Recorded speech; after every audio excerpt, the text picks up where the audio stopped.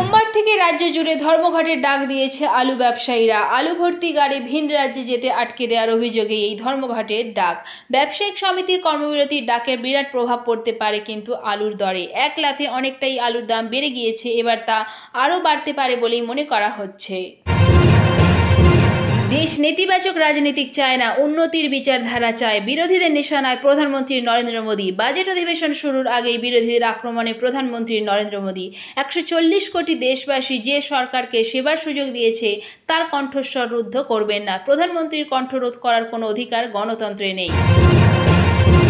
প্রধানমন্ত্রী নরেন্দ্র মোদীর মন্তব্য, সংসদের অধিবেশনের দিকে দেশবাসী তাকিয়ে আছে। এটা গর্বের বিষয় যে প্রায় 60 বছর পর কোনো সরকার 3 বার ক্ষমতায় এলো। এটা গোটা দেশের কাছে গৌরবের বিষয়। আমি দেশবাসীকে যে গ্যারান্টি দিয়েছি তা পূরণ করার পথে এগিয়ে চলেছি।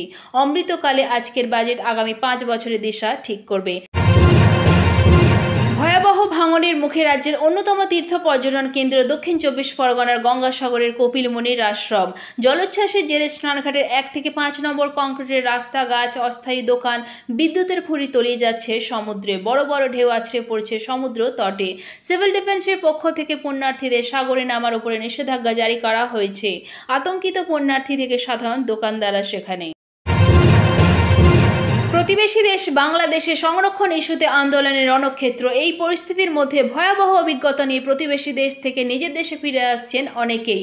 বাংলাদেশে কার্যত দোকানপাট বন্ধ এবং কারফিউ চলছে, যানবাহনও কার্যত বন্ধ রয়েছে। নিট প্রশ্নফাঁস কাণ্ড নিয়ে আক্রমণে রাহুল গান্ধী। বাজেট অধিবেশনের প্রথম দিনই লোকসভায় নিট প্রশ্নফাঁস কাণ্ডের আজ। কেন্দ্রীয় শিক্ষামন্ত্রীর ইস্তফার দাবি বিরোধীদের, যদিও শিক্ষামন্ত্রীর মন্তব্য মামলা সুপ্রিম কোর্টের বিচারাধীন।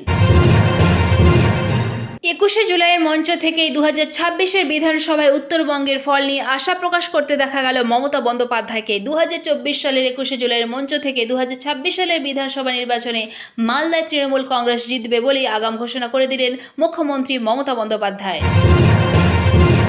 আগামী বছর অর্থাৎ 2025 সালের আইপিএল নিয়ে সিদ্ধান্ত নিতে বৈঠকে বসতে চলেছে বিসিসিআই। চলতি মাসের শেষের দিকে ফ্র্যাঞ্চাইজিগুলোর সঙ্গে আলোচনা করবে বোর্ড।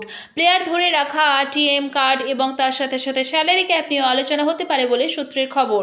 দল গঠনের জন্য দলগুলো 95 কোটি টাকা পর্যন্ত খরচ করতে পারে সূত্রের খবর অনুযায়ী। সংরক্ষণ ইস্যুতে উত্তাল বাংলাদেশ। শতাধিক প্রাণের বিনিময়ে বাংলাদেশে বদলে গেল সরকারি চাকরিতে সংরক্ষণ। হাইকোর্টের রায় খারিজ করে কোটা সংস্কারের পক্ষেই রায় দিল সুপ্রিম কোর্ট। আদালতের নির্দেশে এবার থেকে 93% আসনে নিয়োগ হবে মেধার ভিত্তিতে। কেবল 7% আসন সংরক্ষিত থাকবে। পাশাপাশি দেশে স্বাভাবিক অবস্থা ফেরাতে সরকারকে নির্দেশ দিয়েছে সর্বোচ্চ আদালত। আজকের আবহাওয়ার পূর্বাভাস। আলিপুর আবহাওয়া দপ্তর সূত্রে খবর, সপ্তাহ জুড়ে দক্ষিণবঙ্গে বৃষ্টির পূর্বাভাস রয়েছে। রবিবার পর্যন্ত দক্ষিণের সব জেলায় বজ্রবিদ্যুৎ সহ বৃষ্টির সম্ভাবনা। দক্ষিণ 24 পরগনা, 2 মেদিনীপুর, পুরুলিয়া, বাঁকুড়ায় আজ ভারী বৃষ্টির পূর্বাভাস রয়েছে। সমুদ্র উত্তাল থাকায় আজ পর্যন্ত মৎস্যজীবীদের জন্য সতর্কতা জারি হয়েছে। উত্তরের 7 জেলাতেও বজ্রবিদ্যুৎ সহ বৃষ্টির সতর্কতা।